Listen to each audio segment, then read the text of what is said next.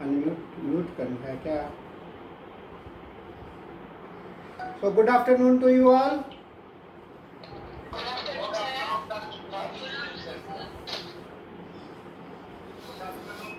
Good afternoon to all.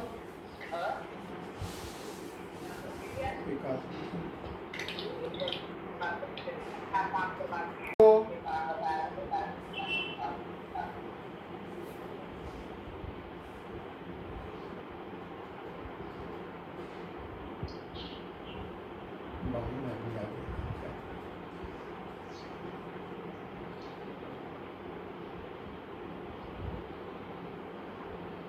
अभी और लोग आ ही रहे हैं। हम लोगों के लिए एक ऐसे समय से गुजर रहे हैं जबकि हम लोग सबको ही अपने घर पर बैठे रहने के लिए मजबूर हैं। तो आइए साथियों, हम लोग घर बैठे ही अपने इस लॉकडाउन का आनंद उठाएं। हम लोग इस लॉकडाउन का आनंद उठाएं और हम लोग कुछ अपने ज्ञान को बढ़ाने का कोशिश करें। साथियों, जैसा कि आप सभी जान रहे हैं, इस पृथ्वी पर हमेशा कुछ न कुछ महामारी, कुछ चुनौतियां आती रही हैं और इन चुनौतियों में समय समय पर हम लोगों को सचेत करता रहा है। लेकिन जब वह चुनौती समाप्त हो जाता है तो पुनः हम लोग भूल जाते हैं और हम लोगों को कुछ अपने हम लोग याद नहीं रख पाते हैं। ऐसे में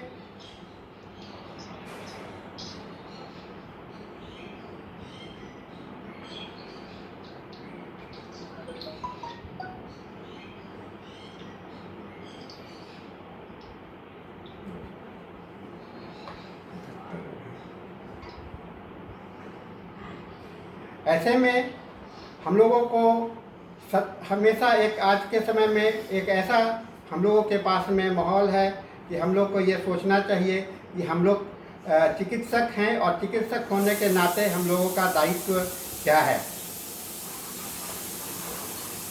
एक बार फिर इस प्लेनेट अर्थ पर एक पैंडेमिक थ्रेट्स है जिसको कि हम लोग कोविड-19 के नाम से या याद करने का कोशिश कीजिएगा। अगर इतिहास में आप जाएंगे तो यह कोई नई बात नहीं है, क्योंकि आज से करीब 100 साल पहले 1918 में भी इसी तरह का एक फ्लू का सेशन आया था, जबकि पूरी दुनिया इससे प्रभावित थी और हजारों लोग, लाखों लोग मौत के गाल में चले गए थे।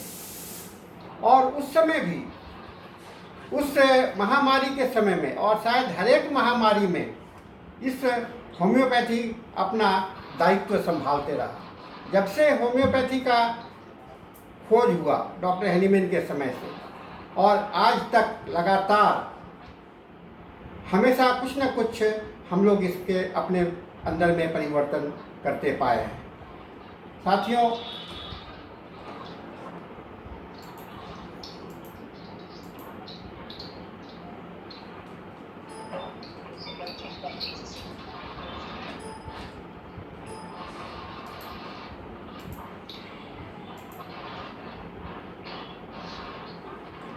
और आज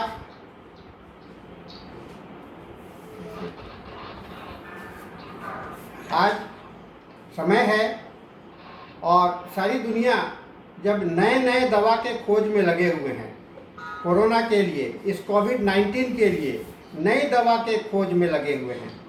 और मैं अक्सर अपने साथियों के द्वारा, अपने कई एक बुजुर्ग चिकित्सक और साथी चिकित्सक के द्वारा इस बात का हम लोगों को याद दिलाया जाता है कि ये दवा कारगर है, ये दवा कारगर है। ऐसे में और रोज़ कुछ ना कुछ नई दवा की जानकारी हम लोगों को मिलती रहती है। ऐसे में हम आश्चर्यचकित रहते हैं, हम भ्रमित होते रहते हैं कि ऐसे समय में किसका सुझाव को माना जाए और किसके सुझाव को नहीं माना जाए। किनके सुझाव को माना जाए और किनके सुझाव को नहीं माना जाए, क्योंकि स्थिति बड़ा गंभीर है और गंभीरता और चुनौती एक महायुद्ध के समान होता है और युद्ध के मैदान में दिमाग बहुत ज़्यादा काम नहीं करता है। हमें वहाँ पर अपने धैर्य से काम लेना पड़ता है। दिमाग बहुत ज़्यादा काम नहीं करता है, हमारा वहाँ पर धैर्य और हमारा जो पेशेंस है, हमारे अंदर में जो पेशेंस है और हमारे अंदर में जो कॉन्फिडेंस है, आत्मविश्वास, वही काम करता है और पहले के ज्ञान को ही इस्तेमाल उसमें करना पड़ता है। और आपको ज्ञात होगा कि अपने हैनीमैन ने भी भर करके आई, जो कि इतनी बातें हम लोगों को हैनीमैन के समय में आता रहा है कि लोग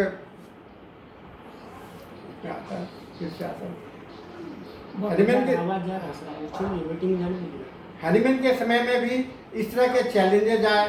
आप किताबों में पढ़ा होगा, आपने इतिहास में पढ़ा होगा कि हैजा का महामारी आया था और इसी तरह के कई एक महामारी आए थे, जहाँ की डॉक्टर हैनीमैन अपने साथियों के साथ अपनी इस महामारी में अपने आप को सफल होने में आपको दिखलाया था कि होम्योपैथी कितना कारगर है।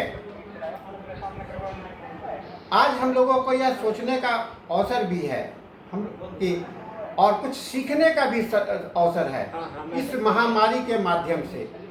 आप सभी को ज्ञात है यह वायरसेस क्या होता है। वायरसेस इतने माइन्यूट पार्टिकल्स है जो कि न तो सजीव की संज्ञा में डाला जाता है न तो निर्जीव के संज्ञा में दिया जाता है।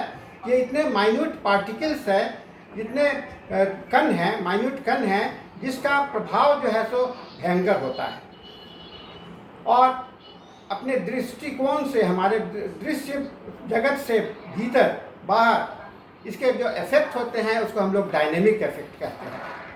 और डायनेमिक इफेक्ट का प्रभाव जो है सो इस कितना भयंकर होगा, इसका परिणाम हम लोग आज देख रहे हैं, हम लोग सुन रहे हैं। सारा सभी देश एक करके रोज़ आपके समाचार पत्रों में हजार लोगों के जान जाने की बात आ रही है, मरने की बात आ रही है। हम जानते हैं होम्योपैथी में भी हम लोगों ने जो देखा है, डॉक्टर हैनीमैन ने जो अनुभव किया है कि माइन्यूट पार्टिकल्स का जो बहुत ही सूक्ष्म कण होते हैं, वो सूक्ष्म का कितना बड़ा प्रभाव होता है। हमारे यहाँ कहावत कहा गया है, देखन में छोटन लगे घाव करे गंभीर। जो जितना छोटा लगता है उतना ज़्यादा गंभीर करता है और ये सीखने की बात है, ये हमारे लिए सीखने की बात है। इस छोटे से माइन्यूट पार्टिकल्स के वायरस के प्रभाव के आधार पर हम कोई एक ऐसे चिकित्सा पद्धति का, और जिसको कि हैनीमैन ने सोचा था कि माइन्यूट थिंग्स इसका इफेक्ट हो सकता है, और उसी के आधार पर उन्होंने जो थ्योरी को जन्म दिया, जिन्होंने एक सिद्धांत को जो प्रतिपादित किया, वह अपने आप में एक अजूबा है, अपने आप में एक महत्वपूर्ण है। और हैनीमैन ने इस बात को साबित किया कि प्रभाव को परिणित किया जाता है, परिवर्तित किया जा सकता है। इस भयंकर प्रभाव को, भयंकरता को लाभ में भी बदला जा सकता है। इसको अगर हम सीखेंगे तो हम लोग इसमें लाभ में भी बदल सकते हैं। और इसी को सीखने के आधार पर डॉक्टर हैनीमैन ने हम लोगों के सामने में थ्योरी ऑफ माइन्यूट डोजेज, जो पोटेंटाइज्ड मेडिसिन आप देखते हैं, उसकी खोज की। कहा कि छोटा जितना गंभीर होगा उसी के समीप हमें पहुंचना होगा, और उसके समीप पहुंचने के लिए हमें माइन्यूट डोज का इस्टेब्लिश करना पड़ेगा, माइन्यूट डोज में जाना पड़ेगा। और उन्होंने पोटेंसी का जो थ्योरी है, जो होम्योपैथी के अंदर में दिया, वो अपने आप में पूरे चिकित्सा जगत के लिए एक बहुत ही दिशा निर्देश देने वाला है। Minute theory, minute medicine, effect of the minute medicine. और इसी के आधार पर उन्होंने कहा कि रोग का प्रकार भी क्या होगा, और रोग के प्रकार को पढ़ने के लिए उन्होंने कहा कि वह भी सूक्ष्म होगा। और उनका इशारा आपको वायरसेस के भी आगे, वायरस से भी आगे बढ़ने का की ओर था। उन्होंने खोज किया अपने ऑब्जर्वेशंस के आधार पर, ये जो डिजीज जो डायनेमिक प्लेन पर है, इसके सिम्टम्स जो प्रभाव होते हैं वह हम लोग फिजिकल प्लेन पर देखते हैं, यानी कि हमारे वाइटल प्रिंसिपल पर जो प्रभाव होता है वह हम लोग अपने शरीर के ऊपर में देखते हैं प्रॉब्लम में, यानी कि सूक्ष्म हमारे जीवन के सूक्ष्म स्तर पर यह प्रभावित होता है और हमारे शरीर के भौतिकता पर दिखलाई पड़ता है। और उन्होंने कहा कि यह सूक्ष्म शरीर जो हमारा वाइटल प्रिंसिपल है वह माइजमेटिक प्रिंसिपल के द्वारा प्रभावित होता है। और इस माइजमेटिक प्रिंसिपल में उन्होंने सोरा सिफिलिस साइकोसिस की बात कही। सोरा के स्वरूप को जानने के लिए उन्होंने कहा कि सोरा एक ऐसा चीज़ है जो समय समय पर मानवता के साथ में एक लुक्का छिपी का खेल खेलता है, यानी कि रूप बदल बदल करके आता रहता है और यह एक ही रूप में एक ही चीज़ है लेकिन कई एक रूप में हम लोगों के सामने में दिखलाई पड़ता रहता है। आज हम चिकित्सकों के सामने में एक चुनौती है कि इस होम्योपैथी के इस गुण को, इस प्रभाव को समझने का कोशिश करें और अगर इसको दिमाग में रख करके काम करेंगे तो मुझे नहीं लगता है कि होम्योपैथी से हम लोग किसी भी प्रकार का बीमारी को नहीं ठीक कर सकते हैं। हेलो सर, डिस्टर्बेंस हो रहा है सर। म्यूट करने के लिए बोलिए ना, सभी लोग म्यूट कर सब लोग म्यूट कर लीजिए। सटीक सिस्टम ऑफ मेडिसिन है जिसके माध्यम से हम लोग आज के चुनौती का सामना कर सकते हैं। हमें पढ़ाया गया है, हम लोगों ने सीखा है कि हम लोगों को लक्षणों के आधार पर ही चिकित्सा करनी है, दवा के रोग के नाम पर नहीं जाना है। कोविड-19 हो या कोई भी हो, लेकिन वह रोग है बस, और वह हमें लक्षण क्या है, लक्षण के माध्यम से ही हम रोगी का इलाज करेंगे। और चूँकि प्रत्येक व्यक्ति एक दूसरे से भिन्न होता है, इसीलिए प्रत्येक व्यक्ति में लक्षण जो है सो अपने अपने ढंग से आएगा और उसको अगर हम समझ सकेंगे तो हम उसके इंडिविजुअलिटी को, हम लोग जीनस एपिडेमिकस को तैयार करते हैं। और इस जीनस एपिडेमिकस का क्या महत्व है हमारे यहाँ?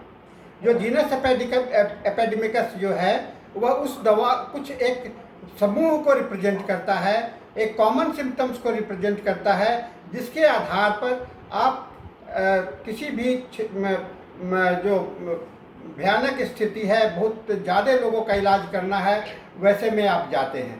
तो कॉमन सिम्टम्स आप अपने एरिया का देखिए, अगर ऐसा आपके सामने में आते हैं, कई एक रोगी को निकालने के बाद में एक रोगी देख करके आप कॉमन सिम्टम्स नहीं निर्धारित कर सकते हैं, लेकिन अगर एक रोगी के आधार पर देखना हो तो जीनस एपिडेमिकस आप निर्धारित नहीं कर सकते हैं।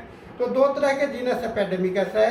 जो राष्ट्रीय स्तर पर जो बताया गया है कि आर्सेनिक एल्ब जो है तो एक जीनस एपिडेमिकस मेडिसिन है, ये सरकारी है, लेकिन ये जो है सो नेशनल लेवल और रीजनल लेवल और एक क्षेत्रीय जगह पर इसमें थोड़ी सी भिन्नता आ सकती है, ऐसा हम लोगों ने देखा है। क्योंकि सभी जगह के क्लाइमेट अलग होते हैं, सभी जगह के क्लाइमेट अलग होते हैं, सभी जगह के क्या कहते हैं वातावरण अलग होता है, रहन सहन अलग होता है। उसके आधार पर जीनस एपिडेमिकस में थोड़ा बहुत बदलाव हो सकता है। तो इस जीनस एपिडेमिकस को आप, हमारे यहाँ एक तरीका है जिसके माध्यम से हम लोग दवा का इस्तेमाल, दवा की खोज रोगी के लिए कर सकते हैं। और यह इसलिए भी ज़रूरी है, आप युद्ध के मैदान में जब जाते हैं और कई एक हथियार लेकर के जाते हैं, युद्ध के मैदान में यह सोचने का अवसर नहीं होता है कि कौन सा हम हथियार यूज करें, कौन सा हथियार का इस्तेमाल करें। हमारे सामने में पहला हथियार होता है, उसको ही लेकर के आपको, अगर आप सोचने के लिए बैठेंगे कि हम इसको सोचें या ये करें या वो करें, इस हथियार को यूज करेंगे, उस हथियार को यूज करेंगे, तो आप पाएंगे कि आप उस समय में काफ़ी समय नष्ट हो जाएगा और आपके जो रोगी उस समय में पर आप लाभ नहीं दे सकेंगे। युद्ध के मैदान में हमें दिमाग से काम लेने की आवश्यकता नहीं पड़ती है, वहाँ पर हमें धैर्य से काम लेने की आवश्यकता पड़ती है और हमें अपने कॉन्फिडेंस के आधार पर इलाज करना पड़ता है। इसीलिए जीनस एपिडेमिकस एक हथियार के रूप में, एक पैलिएटिव मेडिसिन के रूप में हम लोग इस्तेमाल कर सकते हैं, जबकि वैसा इमरजेंसी होता है तब। हमारे होम्योपैथी में इस तरह के लिए बहुत है तो अर्निका मोंटेना दे दो। यह अर्निका मोंटेना एक जीनस एपिडेमिकस है चोट के नाम पर। जब नहीं कुछ बुझा रहा है तो तत्काल हम अर्निका मोंटेना दे करके फिर उसको टोटालिटी निकाल करके बाकी दवा का इस्तेमाल कर सकते हैं। तो इसी तरह से सरकार के द्वारा जो राष्ट्रीय स्तर पर जो मान्यता दी गई है, कम से कम हम उसका दे करके हमारे पास में उस दवा देने के बाद में उसके प्रभाव को देखने के बाद में हम फिर अपने लिए एक दवा का निर्धारित कर सकेंगे। यह हम लोगों का मैं समझता हूं कि डॉक्टर हैनीमैन ने जो जीनस एपिडेमिकस की बात रखी, क्योंकि हैनीमैन साहब को हम लोग कभी भी दोष नहीं देना चाहेंगे। उन्होंने जब कहा एक बात, और लक्ष्य नियम एक ही होता है, लक्षणों के टोटलिटी पर, लक्षणों के संपूर्णता पर ही दवा को चुनाव करना है। तो जब लक्षण की संपूर्णता की जब आप करना है तो जीनस एपिडेमिकस की क्या बात होती है। तो लेकिन यहाँ पर डॉक्टर हैनीमैन ने कहा कि हमें एक ऐसा समय आता है, इमरजेंसी आता है, जहाँ हम दिमाग लगा नहीं सकते हैं और बिना दिमाग लगाए दवा देना पड़ता है, अपने धैर्य से और अपने विश्वास में, आत्मविश्वास के आधार पर। तो वैसे में हमें जीनस एपिडेमिकस मेडिसिन का इस्तेमाल या करना चाहिए, ऐसा डॉक्टर हैनीमैन ने कहा। और ऐसा मैं समझता हूँ कि हम लोगों के लिए यह तर्क संगत भी है और न्याय संगत भी है, क्योंकि जब आप दवा दे देते हैं रोगी को, तो दवा देने के पश्चात रोगी के पर जो प्रभाव होता है, वह प्रभाव आपको सोचने के लिए मौका देता है, एक अवसर प्रदान करता है, जहाँ की आप कई एक सोचने का अवसर मिलता है, जहाँ की आप सही दवा के पास में पहुँच सकते हैं। डॉक्टर हैनीमैन ने इस पैंडेमिक सिचुएशंस के लिए जो ट्रीटमेंट करने का, इलाज करने का जो व्यवस्था हम लोगों को दिया है, वह कहा कि एक्यूट डिजीज के आधार पर करना है। यानी कि एक्यूट डिजीज का जो ट्रीटमेंट हम करना है, उसी के आधार पर हमें ट्रीटमेंट करना चाहिए। इसमें इसे एक्यूट डिजीज मान करके ही करना चाहिए। तो पहला स्टेप हो गया, हमें पैंडेमिक सिचुएशंस को फाइट करने के लिए, इमरजेंसी को कंट्रोल करने के लिए हम लोग जीनस एपिडेमिकस के मेडिसिन को इस्तेमाल करेंगे। उसके बाद हमें जो समय मिल जाता है, उस समय में हम एक एक्यूट टोटलिटी को डिसाइड करेंगे। एक्यूट टोटलिटी को डिसाइड करने की बात बहुत ज़रूरी है, क्योंकि एक्यूट टोटलिटी को डिसाइड किए बिना आपका रोग जो है सो कंप्लीट रूप से आप ठीक नहीं कर सकते हैं। आप हो सकता है कि आर्सेनिक ही एक्यूट टोटलिटी हो, या जो दवा आपको जीनस एपिडेमिकस के लिए दिया वही हो, वैसा संभावना है, लेकिन वो हमेशा सही नहीं हो सकता है। तो हमें यह तैयार रहना है कि जब हम लोग कैसे इसको फिर से आगे का व्यवस्था करना है। तो आइए हम लोग इस बात को जानने का प्रयास करते हैं कि एक्यूट डिजीज में हमें किन किन बातों का ध्यान देना चाहिए। साथियों, एक्यूट डिजीज के लिए सबसे बड़ी बात होती है, कहीं कहा गया है कि सडन एक्सप्लोजन, अचानक आता है, यानी कि और अचानक आने वाले परिणाम जो होते हैं, बड़ा आपका पहले से प्रिपेयर्डनेस नहीं है। वैसे में बिना आपके तैयारी के आप पहले से सोचते नहीं है कि मैं बीमार पड़ जाऊंगा, आप जानते नहीं है कि आप बीमार पड़ जाएंगे और आप बीमार पड़ जाते हैं, तो सबसे पहले प्रभाव आपके अंदर में क्या होगा? आप तो दिमाग में आएगा कि अरे ये मेरे को क्यों हो गया, मेरे को क्यों हो गया। ये बहुत इंपॉर्टेंट बात है। और उस समय की जो मनोस्थिति बनती है, वह आपको बहुत सारे लक्षणों का, और यह एक रोगी को सुनने की बात है, रोगी कैसे उस बात को बोल रहा है। डॉक्टर साहब मुझे लग रहा है कि मुझे क्या हो गया, डॉक्टर साहब मैं तो मरने वाला हूँ, डॉक्टर साहब मेरे परिवार नष्ट हो जाएगा, मेरा पूरा संसार उजड़ गया। बहुत सारी बातें हम लोग रोगियों से सुना करते हैं। कुछ रोगी तो इसे बड़ा शांत रूप से भी लेते हैं, चलो ये प्रकृति का, मेरा ही अंदर में कोई दोष था, इसका हमें फल मिल रहा है। तो इस तरह की कई एक तरह से रोगी आपके सामने में होता है। तो मनोस्थिति को अध्ययन कीजिए, और बिना अध्ययन किए हुए आपको दवा नहीं हो सकता है। तो जब तक ये मनोस्थिति का आप अध्ययन करेंगे, तो उस सडननेस का प्रभाव, उस अचानक आने का प्रभाव क्या होता है, इसे हमें निर्धारित करना पड़ेगा। इसे हमें जानना चाहिए कि उस अचानक का क्या प्रभाव आपके दिमाग पर पड़ रहा है। हम लोग भी कभी भी तकलीफ होता है, हमारे सामने भी कोई अचानक समस्या आती है, तो हम अचानक उसको कैसे लेते हैं, इसे है, और इसको अगर आप निकालते हैं तो हमारा एक रास्ता हम लोगों के सामने में आता है। तो अचानक में 4 बातें हो जाती हैं।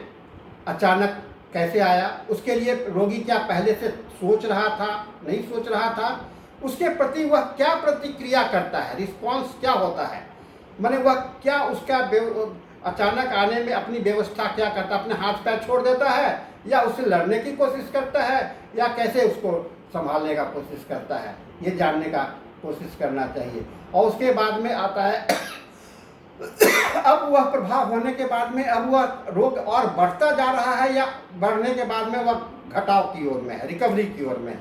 तो यह साइकिल पूरा होगा, और यह साइकिल 4 की क्या तैयारी थी, उसके लिए उसने क्या व्यवस्था किया और उसका प्रभाव क्या हो रहा है, ये 4 बात आपको सडन एक्सप्लोजन का आधार पर हम लोग लेते हैं। ये हम लोगों के लिए एक बात आता है। हमें कहा गया है कि सडन एक्सप्लोजन ऑफ सोरा। सोरा क्या है? सोरा का इफेक्ट जो है सो हमेशा बाहरी स्तर पर होता है, यह डीप रूटेड नहीं होता है, यह ऊपरी स्तर पर होता है, लाइफ के फिजिकल एक्टिविटी प्लेन पर केवल होता है, इसके कंस्ट्रक्शनल या स्ट्रक्चरल प्लेन पर नहीं होता है, इसके प्लानिंग पर नहीं होता है, सिस्टम पर नहीं होता है, इसका खाली बाहरी स्तर पर होता है। इसको हम लोग सडन एक्सप्लोजन ऑफ सोरा कहते हैं। सोरा के एक्सप्लोजन हो जाने के बाद में इसके फिजिकल एक्शंस पर एक्टिविटीज में चेंजेज होता है, और फिजिकल एक्टिविटीज के चेंजेज के बाद में उसके सिस्टम में चेंजेज आता है, और सिस्टम चेंज होने के बाद में हम लोग जो है सो सिस्टम चेंज हो जाने के बाद में हम लोग जो है सो फिर स्ट्रक्चरल चेंजेज आता है। तो यह आपका सडन एक्सप्लोजन ऑफ द सोरा को हमें समझना चाहिए। उसके बाद में उसके व्यक्तित्व को निकालना होगा, इसको व्यक्तित्व को निकालना पड़ेगा, उसके इंडिविजुअलिटी को निकालना पड़ेगा, उस इंडिविजुअलिटी में, और उसके बाद में हम लोगों को इसके पर्सनैलिटी को जानना पड़ेगा, उसके पर्सनैलिटी को जानना पड़ेगा। और सबसे बड़ी बात क्या होती है कि हमें देखना पड़ेगा कि उसके मेंटल और फिजिकल के बीच में क्या रिलेशनशिप है, मेंटल और फिजिकल के बीच में क्या रिलेशनशिप है। इन सभी चीज़ों को लेने के साथ में ही आप मॉडलिटी बहुत महत्वपूर्ण हुआ करता है। मॉडलिटी हम लोगों के लिए बहुत ही महत्वपूर्ण हुआ करता है, क्योंकि मॉडलिटी जो है तो इस बात को निर्धारित करता है कि आप का वो रोगी का व्यवस्था उस समय में क्या था। तो साथियों, इस चीज़ को हम लोग अपने दिमाग में रखें और इस का इलाज करना चाहिए, करने का तैयारी करना चाहिए। इसमें एक्यूट डिजीज में टाइम का भी बहुत इम्पोर्टेंस हुआ करता है, टाइम का भी बहुत महत्वपूर्ण हुआ करता है। और उसके बाद में हमें पिकुलरिटी सिम्टम्स को, पिकुलरिटी की बात जो हैनीमैन ने करी है वह और केंट ने जो समझाया है वह सबसे महत्वपूर्ण होता है। उन्होंने कहा कैरेक्टरिस्टिक्स पर्टिकुलर, यानी कि चरित्रगत जो है पार्टिकुलर, चरित्रगत पार्टिकुलर क्या होता है? ये अपोजिट टू द जनरल होता है। जो रोगी है वह उसका उल्टा, यानी कि उसके जनरल सिम्टम्स के उल्टे सिम्टम्स जो होंगे वह पर्टिकुलर सिम्टम्स होंगे, उसका अपोजिट जो होगा उसका उल्टे सिम्टम्स होंगे। 3.5 हाँ, उसका उल्टा सिम्टम्स होगा। है हमें देखना पड़ेगा कब प्यास नहीं लगी है। तो इसी तरह से हर एक दवा के अंदर में कैरेक्टरिस्टिक्स पर्टिकुलर है, यह हम लोगों को समझना जानने का कोशिश करना चाहिए। साथियों, मेनते हुए आप कंप्लीटनेस ऑफ द टोटलिटी, बेहतरीन तरीका तो होता है कि हमें रिपर्टोरियल और एक्यूट कंडीशंस में रिपर्टोरियल टोटलिटी बहुत ही महत्वपूर्ण हुआ करता है। तो रिपर्टोरियल टोटलिटी हम अगर नहीं मिल पाता है, क्योंकि आपकी व्यग्रता आपके मानसिकता पर निर्भर करता है, तो हमें उस समय कुछ रेयर रेमेडीज के भी लिस्ट थेराप्यूटिकली हम लोग को डिसाइड कर लेने चाहिए। और आपके वेटरनरी मेडिका में बहुत सारे रेयर रेमेडीज हैं जो कि इस पैंडेमिक सिचुएशंस के लिए आप देख सकते हैं। बोरिक रिपोर्टरीज में सार्कोलैक्टिक एसिड का चर्चा किया गया है, जिंकम म्यूरेटिकम की चर्चा की गई है, और ये इस तरह की कई एक दवाइयाँ हैं जिसके लिस्ट को आप अगर ध्यान में रखेंगे तो आप इस पैंडेमिक सिचुएशन से सामना करने के लिए तैयार रह सकते हैं। साथियों, क्योंकि हम लोगों का समय इस लेक्चर्स का 40 मिनट ही डिसाइडेड है, हम लोग उसके करीब पहुंच रहे हैं। मैं आज के समय में केवल आपको यह संदेश देना चाहूँगा कि डॉक्टर का मतलब होता है धैर्य, पेशेंस। और पेशेंस का मतलब क्या होता है? आपको सोचने का मौका होना चाहिए, सोचने की शक्ति होनी चाहिए, एनालिसिस की करने की है। ऐसा नहीं कि फलना आदमी ने कहा कि यह दवा दे दीजिए तो दे देंगे। और डॉक्टर मेडिसिन और मेडिटेशन और मेडिसिन का सीधा संबंध है। जो दवा बिना मेडिटेशन के, बिना सोचे समझे दी जाती है, उसे हम लोग दवा के कैटेगरी में नहीं रखते हैं। आप ओवर द काउंटर मेडिसिन की बात करते हैं, रोगी खुद ही जाके खरीद सकता है। लेकिन जब डॉक्टर एक प्रिस्क्राइब करता है तो वह डॉक्टर का प्रिस्क्रिप्शन उसके अध्यात्म शक्ति पर, उसके मानसिक शक्ति का एक रिसर्च का बात होना चाहिए। यानी कि हर एक रोगी हमारे लिए एक अनुसंधान का विषय होता है। इस अनुसंधान को हमें पूरा करना है और अनुसंधान करने के बाद में जो प्राप्त होगा दवा होगा वह हम लोगों का सही दवा कहलाएगा। इसीलिए अनुसंधात्मक चिकित्सा पद्धति को अनुसंधात्मक पद्धति कहा जाता है।